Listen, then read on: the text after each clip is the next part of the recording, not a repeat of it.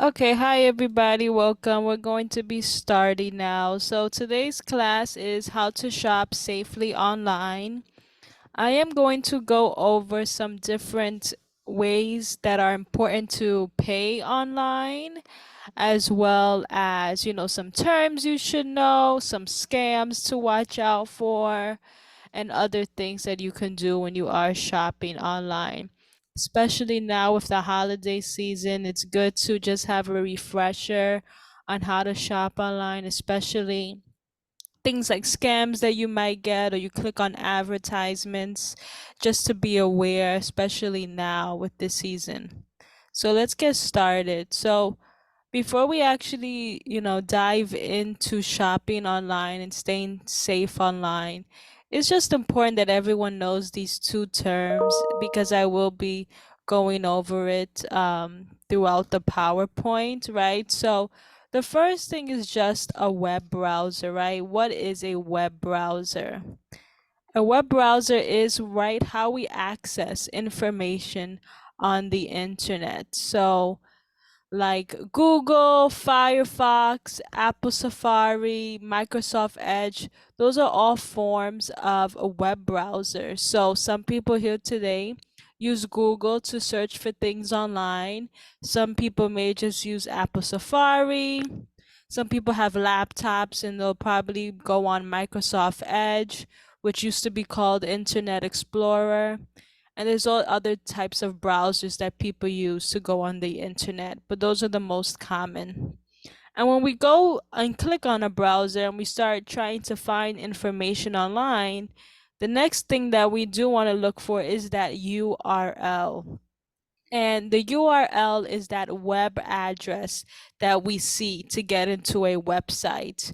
So, for example, if we use like Amazon as an example, right? Amazon's official URL starts with https amazon.com. And I'm going to explain in the next slide why it's important to see HTTPS instead of HTTP. But anytime we want to search for a specific website online, we have to make sure we read out the full URL because with common scammers these days, they may change the URL, right? So instead of Amazon, maybe they add another letter that maybe they add like a zero instead of a O for Amazon, or another letter that we might not even catch because we might just want to click on it fast.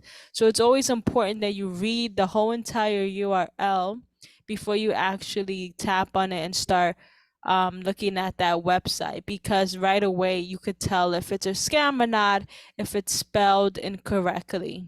So that's those two things that you need to watch out for. And like I said, these are browsers, right? So some of you may be already familiar with what's on the screen, right? Some people here today may use the browser on the right hand side, which is Google Chrome or Google. On the left hand side, we have Microsoft Edge. Microsoft Edge is usually used for those that have PC or Dell laptops. And then the one in the middle is Safari for Apple products. So if you have an Apple iPhone, an Apple iPad, a MacBook, then that is how we go on the internet and search for things using their browser called Apple Safari. But none of them are better than the other, right? They're all just different, owned by different companies, and we use all of these to search for things online. But it's important to just know these different browsers for the future. Does anybody have any questions so far?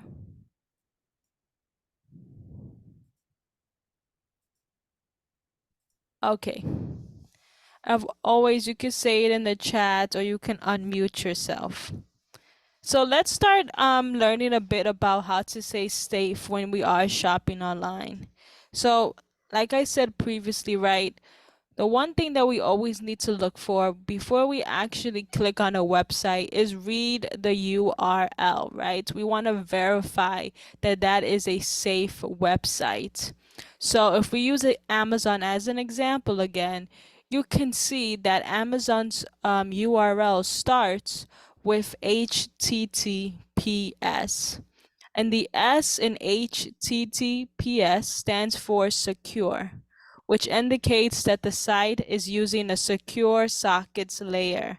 So they were able to verify that their website has encryption, that your information that you put on there stays safe, and that hackers cannot get it.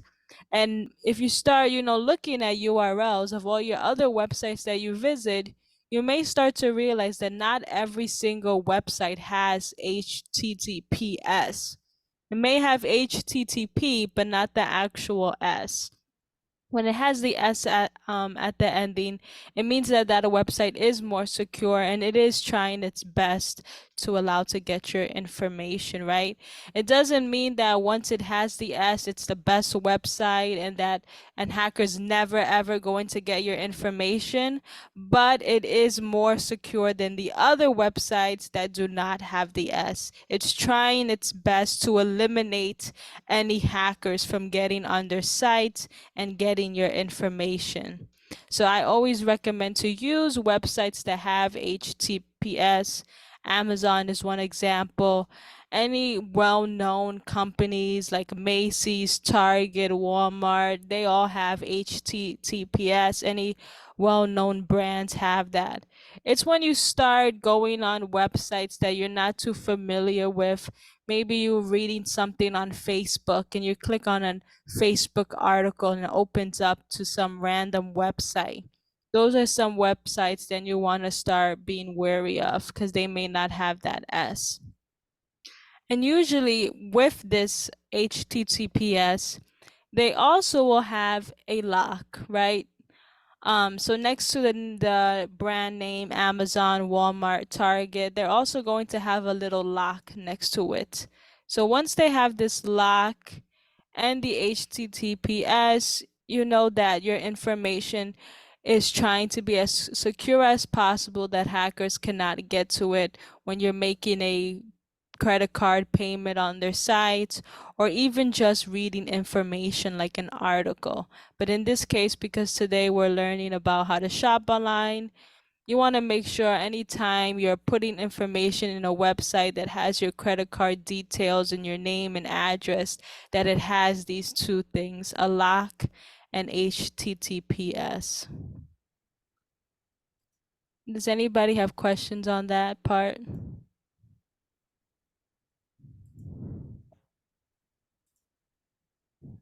Okay, good. So now let's talk a little bit about online payment methods, okay? Um, is anyone here today like shopped online before or is it brand new to anyone?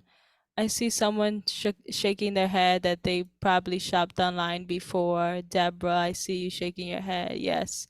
Um, so if some people have shopped online here, so hopefully everyone that has shopped online, you are telling me that you have used a credit card to do a payment online and not a debit card, because that is the one thing that everyone should at least remember when leaving this class today, is that you should only be using a credit card to make payments online. And I will explain the reasons.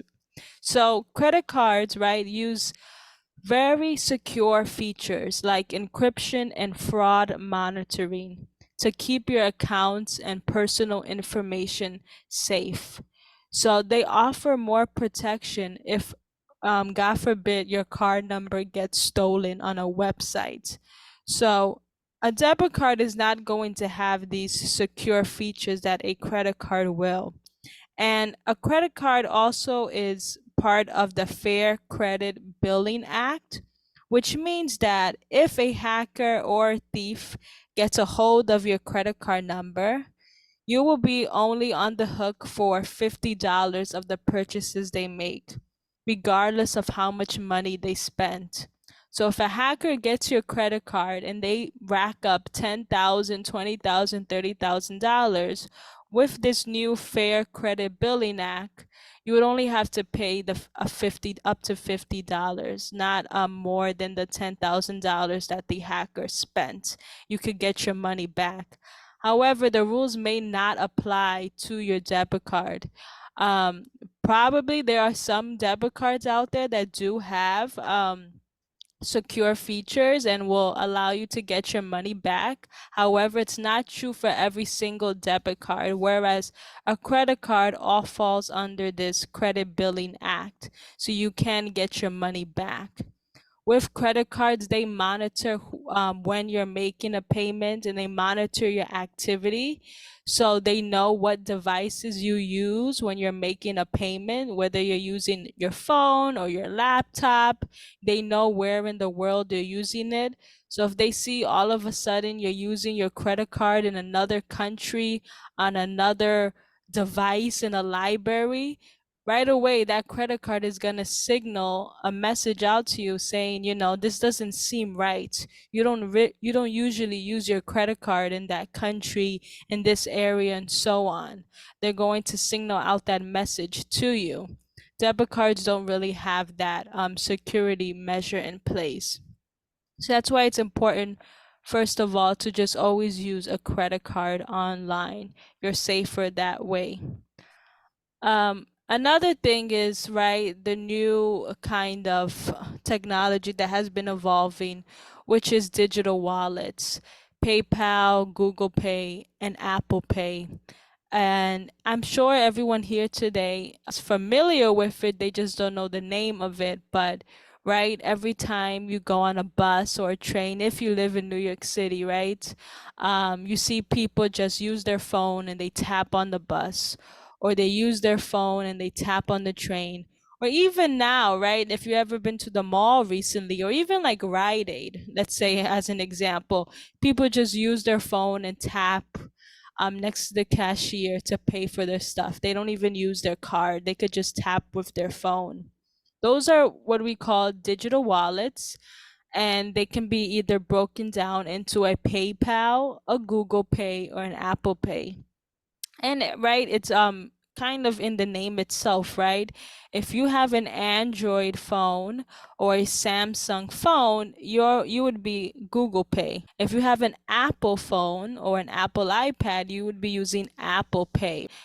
It's not vice versa. People that have Apple products cannot use Google Pay.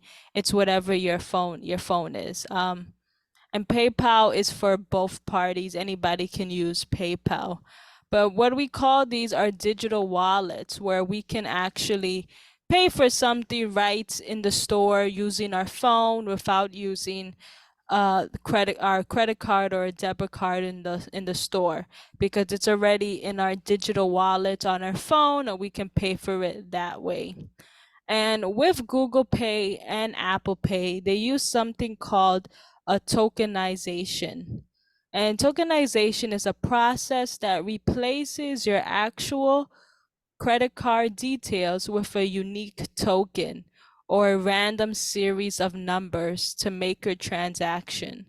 So every time that you pay with your phone using Google Pay or Apple Pay, the merchant does not see what your credit card number is, because each time you make that payment, what they see is a random number. It's never going to be your actual credit card number. So more people are going to start using this Google Pay and Apple Pay because it is more secure that way. So for example, right, if someone were to access this random series of numbers, they would not be able to use it to make purchases on your card, because once again, it's not your real payment details. It's a random series of numbers. So even if a hacker gets your phone and tries to make a payment, they cannot, because it's a random series of numbers. Also, if someone steals your phone and they try to make a payment with Google Pay and Apple Pay, they also have to put either your phone's digit code that you put in when you open it, or your Face ID, or your fingerprint. So it's also secure that way. So for example, if you wanted to start using your phone to pay for the bus, but you're scared that someone might, steal your phone on the bus and then use it to pay for themselves.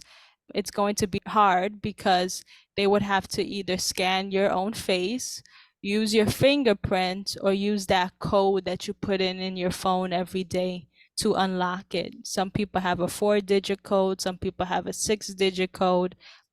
But what I recommend for everyone is to just always keep using your credit card if you don't want to do the other payments that are out there like Google Pay, Apple Pay, or PayPal.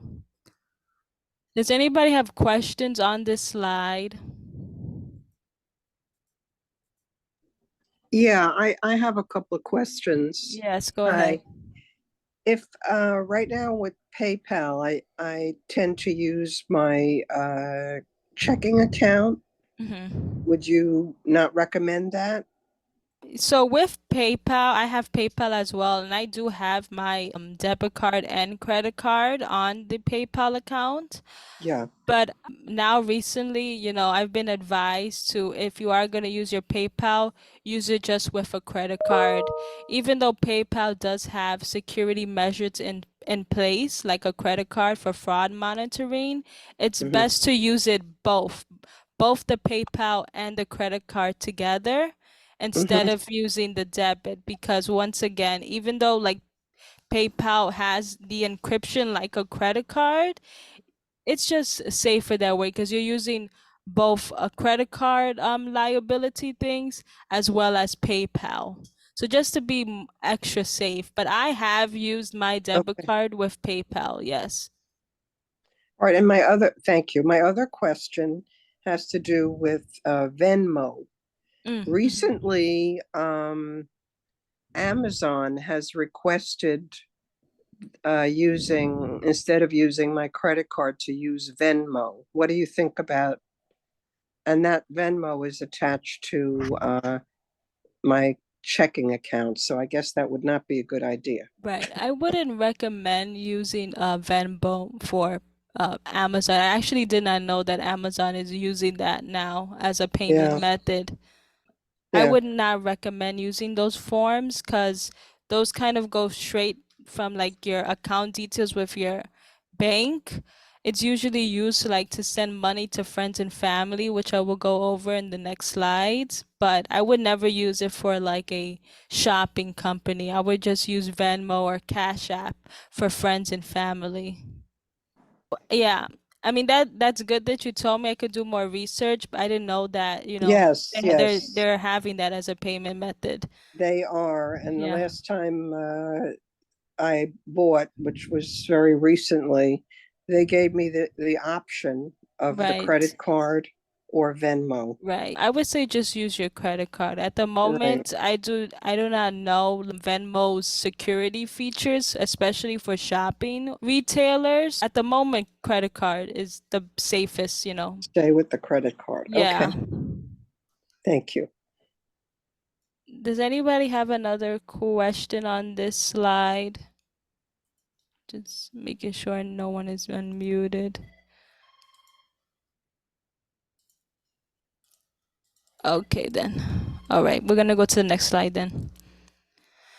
So, right, we just kind of briefly went over it, but scam payment methods. Now, I did not know that Amazon is using Venmo as one of their payment methods now. I will have to do some more research on that. But usually with shopping retailers like Walmart, Target, think of your other favorite brands out there. Usually, it should always just be with the other payment methods that I said. PayPal, your credit card, and Apple Pay, Google Pay, those are fine to use to pay for something online. It starts to get tricky when you start bringing in other payment methods like a Venmo, a Zelle, a Cash App, and a wire transfer, which is the most dangerous thing to do when shopping online. However, if anyone here today has never heard of a Venmo, a Zelle, a Cash App, usually what these payment methods are is able to send money right away to the person, right? For example, Zelle, right, is used and owned by Chase Bank. So if anybody here today has Chase as their primary bank account, if you downloaded the Chase Bank on your phone, you would have the option to Zelle, which is to send somebody money instantly in like 5 minutes or less. Even 1 minute could be as that fast. So usually people do this with their friends and family members. Sometimes when you're out in a restaurant, you're splitting the bill, you can use Zelle or Venmo to say, "Don't worry, I'll just Zelle you the money after. I'll Zelle you whatever I owe for the bill." Because right away they can get the money in less than 5 minutes. That is usually why people use it at the moment. Same thing with Venmo, they all fall under these categories. So for me, I would not see this as a secure method to use this for a shopping retailer. And I guess I would have to do more research on why Amazon is allowing this payment method now. But other websites or big brands, like I said, Target or Walmart, are not using these payment methods at the moment. Usually it's like what I said, a credit card. And if you see these type of payment methods for other websites that you're not familiar with, or you're just taking a chance because you see something great on this website, I would just at the moment stay away with these payment methods and just use your credit card because like I said, your credit card is going to have the most security measures in place if, for example, a hacker was able to get your number. Whereas these applications are that are new payment methods that websites are trying out. So there's not a lot of information or security of research of many years, whereas credit cards, Google Pay, Apple Pay, they've been around since 2014, 2015. Apple Pay, Google Pay. PayPal has been around since the late 90s. So they have done extensive research to, put security measures in place to get away from hackers, whereas these are newer methods. That's why I say to just give it a second. Don't, use these for shopping online. As well as wire transfer, this is the number one big thing. However, you should never use on any website, even if they're saying it is secure. How wire transfer works is you are actually giving that shopping retailer your bank account number. And that is the number one thing that you should never give to anyone, especially your or anything like your social security. So if any shopping website is asking for your bank account number or social security, the one thing that you should do is just exit out the website and that's it. You forget about the website. You don't have to use it because any online retailer should not be able to have that information from you. Does anybody have questions on that? Another thing is, right, if you do plan on selling someone money, right, sending someone money using Zelle, you have 30 minutes to send the money back to yourself if you send it by accident. So, a lot of times when people start using Zelle or Venmo or Cash App, right, you put in the amount you want to send to someone. However, right, just by one accident, you may send somebody $450 instead of $45, right? You add an extra zero. So if you send someone too much money, right, you have 30 minutes to send the money back to yourself. If not, it stays with that person until they decide to send it back to you. Same thing, like if you send it to the wrong phone number or the wrong person in your contacts, you're responsible of contacting that contact and telling them to send the money back. In some scenarios, yes, you can call the bank account and tell them that you send the money to someone by accident, and they will have to handle that with you over the phone. I Okay. wanted to add something about that 30 minutes that I've Yes. noticed, like with Amazon, Mm-hmm. uh, and I think other companies do this also, that if you put an order in, Mm-hmm. you have 30 minutes to change it or cancel it. After the 30 minutes, then they start the process, and it's not as easy to change or cancel an order. Right, that is true. For some websites like Amazon, yes, you are able to say, undo your order or change your order. Maybe you did a wrong size or color. Yeah, some websites are doing that, but it may not be the case for every single website. Usually, once you hit checkout and buy it, that's the end of it. But yes, that is true for some websites. Another thing that is also good, right, is two factor. Some people here today may have been using it and not know that it's called two factor, but this can go for any website. It's not necessarily shopping websites, but it's important to just bring it up, right? So, a two factor is a security system that requires two separate, distinct forms of identification to access something. So, what does this mean? Let's use an example of your email. Everyone here should have an email that they use to contact somebody, to put it into a shopping website so they can get their receipts, things like that. When we log into our email and we put in our password, what's been happening now lately is just because you put your password, it's not enough anymore. Websites are starting to realize that passwords are very easy to get hacked into. So instead of just telling the website, here's my password, you now have to do something else. So this is what we call two factor. So if the first factor is a password, and then the next step could be a code that gets sent to your smartphone. So we probably have experienced this where we put our password in and now it says we've just sent a code to your phone. You have 5 minutes or 10 minutes to enter the code into your to the website. And what this is just they want to make sure this is really you that's trying to sign in. I know Instagram does this, Facebook does this, your email does this, mobile banking is starting to do this. And, it is a really good, step in a good direction because, right, just because someone has your password, they shouldn't be able to try to get into your account. There should be other, security measures in place. And a code that's sent to your smartphone is a one unique, right? It's always going to refresh after that 5 or 10 minutes. It's only one person in the world has your phone number, so you're the only one that's getting that code. So in a way, yes, it is a good measure. Yes, it can be a little tedious to have to go to your text message and try to find that code and then enter it in, but at the end of the day, it's making your account more secure. And some shopping websites are requiring this. I know Amazon does it too, where once you put your password, they send a code to your phone.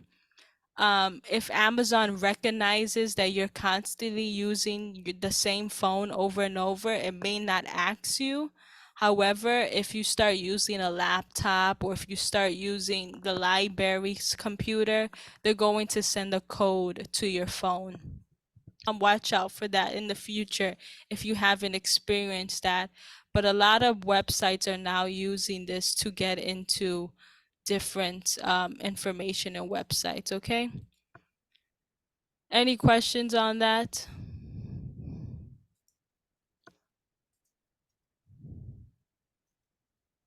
All right. So here I have an example of Macy's shopping cart. I put something in my shopping cart and I'm looking at, how to proceed to the checkout. And I just took a screenshot of it so we could just go over it. Typically, how a shopping cart looks like when we add something into our cart. This is not how it's going to look like on every website, but it is a bit similar. So I just decided to go over it quickly. So usually on the left hand side is, what you're buying. So here's a toy for babies. It will say the price. It will say if you want to ship it or if you want to pick it up at the actual Macy's store. Then on the right hand side, we have usually it has a section to give you a promo code. Promo codes are discount codes, right? So usually you get a discount in your email if you're a customer that always shops all the time. Usually they send you emails like 10% off, 20% off, or sometimes the store itself is having a sale, so they automatically add a code to your item that you're checking out. So if they don't, you just type it in where it says promo code or discount code. And then at the bottom are ways to check out. So with Macy's at the moment, right?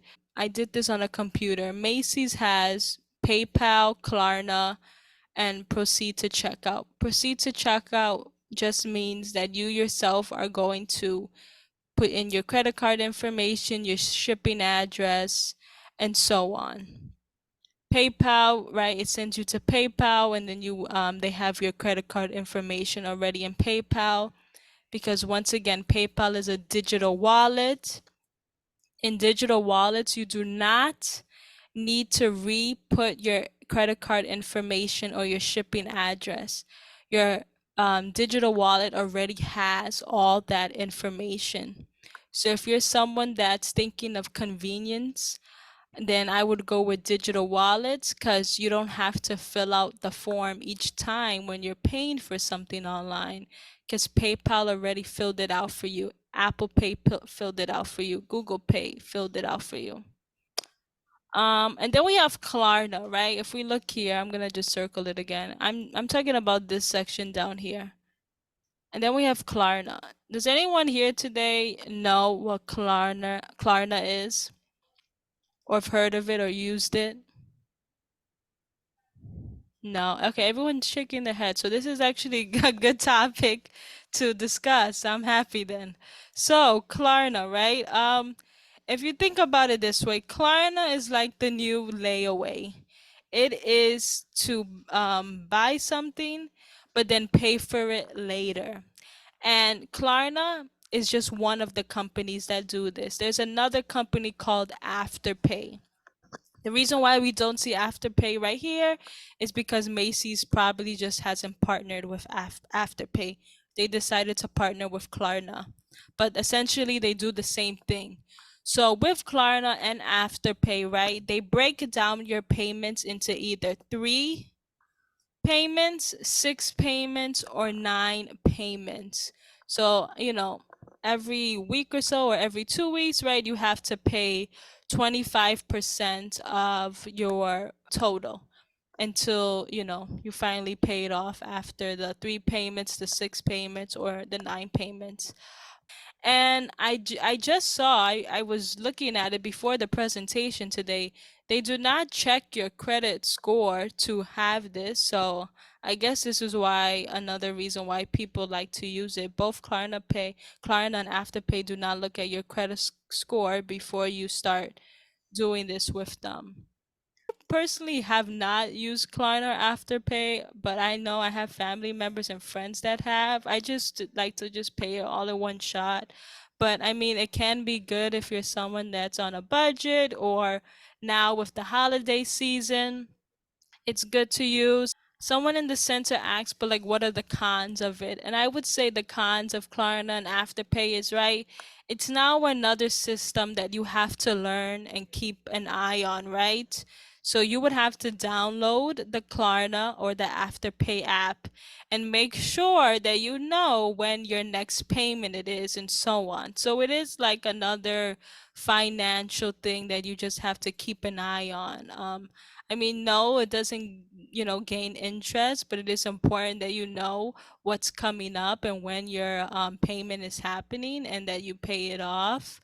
And right now it says it doesn't affect your credit score. However, I do not know if that's going to change in the future.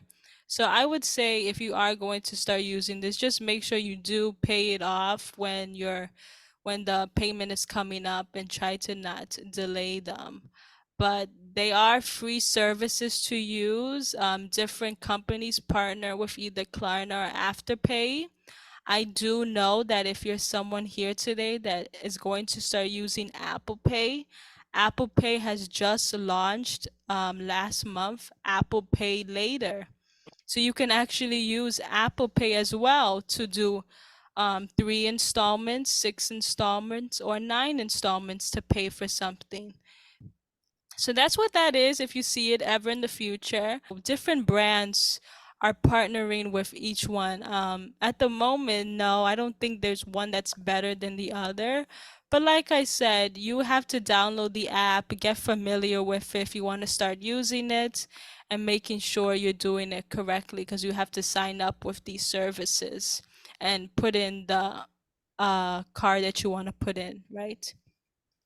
Any questions on that? Yeah, I have a question. Yes, go ahead. I'm the only one who's asking questions, but did they remind you of when you need to make a payment? Right, yeah. So once you download the app, you'll get reminded on the app and you'll get an email that your payment installment is coming up.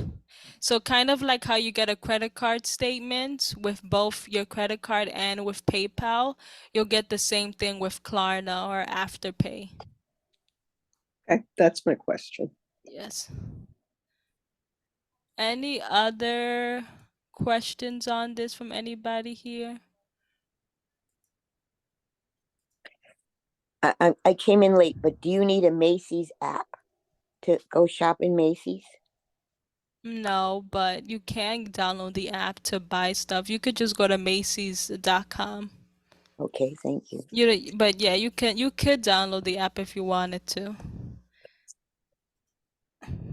Okay, so let's just go over some last tips, right?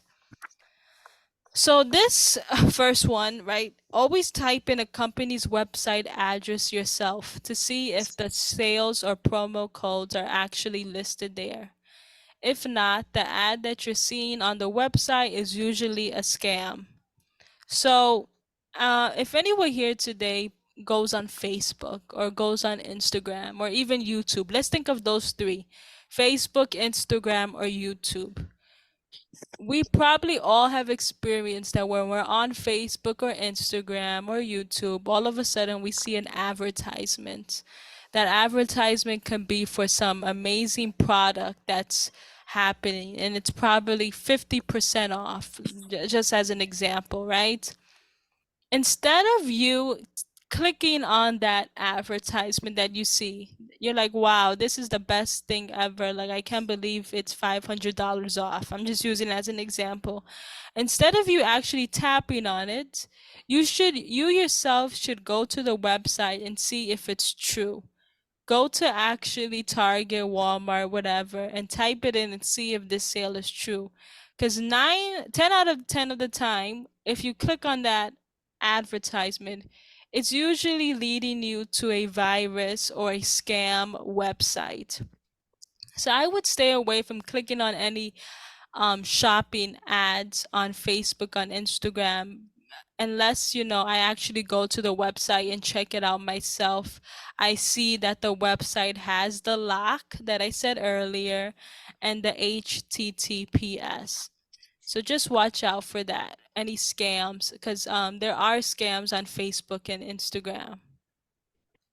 Another thing is avoid shopping on public Wi-Fi. So let's say you decide to take a trip to your cafe, to the park, to a library. All of that is public Wi-Fi. Public Wi-Fi means that everyone around you is using the same internet connection, so they're all Oh, on the Wi-Fi together. So you never know who's around you, right? Maybe you're in a cafe and there's somebody sitting there who's actually a hacker trying to get into the Wi-Fi to get everyone's information. So that's why we should never put financial details while we're in public or using public Wi-Fi. If you want to buy something, just wait till you get home, that you're in your apartment, nobody's watching, looking over your shoulder, things like that. Always use strong passwords. So strong passwords have numbers and special characters. Special characters are the exclamation point, the question mark, slashes, the percentage, the dollar sign, the pound sign. Those are special characters, and they should be included in your password. So if you are someone today that is going to use, mobile banking in the future, Klarna, Apple Pay, things like that, make sure that you have strong passwords for that because, that's your financial information. You want to make it as strong as possible. It should not be your name and 123 because that is very easy to crack and anybody can guess it. Always save emails. When you buy something online. So if you decide to buy something on Amazon tomorrow, make sure you save that order confirmation email. For later, you could usually star it in your emails or put it in a folder. So then in case you need to return it, you have proof that you paid for it. And if you are going to start using everything that we went over today, it's important that you start storing your passwords somewhere safe. I don't know where you would store it, but you can do a notepad. You can do little cards. Somebody comes with little cards and they put a rubber band around it. Apple saves your passwords too. If you go to your settings, there's a section called passwords where you can start saving it. You can download an app to save passwords. I mean, there's so many ways that you can be organized and save your passwords now, whether you want to do it the traditional way by writing it down or you want to do it digitally.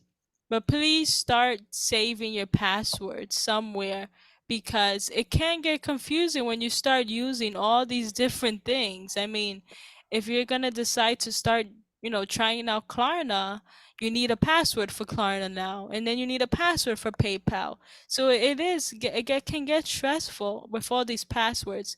But once you start saving them, I mean, it becomes easier. You have like nothing over your shoulders anymore. Any questions on this? Well, I just have a comment that Yes. there are password books that are specially for that purpose. Yes, And yes. Amazon sells them, and sometimes, you can buy them. Well, Amazon sells everything. I did just get a large one. They have smaller ones and larger ones, and they're pretty inexpensive. Right. I think it was around $10 maybe. That is true. Yes, I actually That's what I like to recommended. use. Yeah, that's a good one. I recommended that to someone that I was teaching. There are password books where they have the letters in alphabetical order where you could put them in. And inside Yeah. of the book it says like what's your username, what's your password, and then it has a section where you can put a guess. So like if you forget it, you could say it's the name of my first pet or something. So then, in case you forgot it or something or you spelled it wrong in your book, you have that guess to look at as well.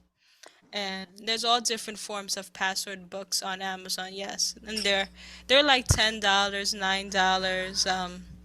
So many different companies on Amazon make them, so you can look at which one would suit you. Okay, so because we have, I think, 10 minutes left, the last thing we're going to do is a little test to see if we were able to retain all the information that we did today. And if anyone knows the answer, feel free to unmute yourself and say what the answer is, or say it in the chat if you don't feel comfortable saying it. Or, I'll tell you what the answer is. Okay, so number one, right? When creating passwords for online shopping accounts, which of the following is most secure? D. Okay, I'm sorry, B. B. Does everybody agree with B? Yes. Yes. Okay, yes, the answer is B, right? A combination of letters, numbers, and symbols. While yes, you can put the name of your favorite pet, just make sure if you do put the name of your favorite pet, add some numbers at the ending of it or add some symbols. That's usually one of the security questions. What is your favorite pet, or what is your pet first name, or what is your mother's paternal mother's name? That's Right, usually the security questions. right. Mm-hmm. Exactly. But just the name itself is not good enough. So just make Mm-mm. sure to add some numbers and symbols. Okay. Okay, number two. If you receive an unsolicited email asking for your personal information or payment details, what should you do when you receive this email? C. C.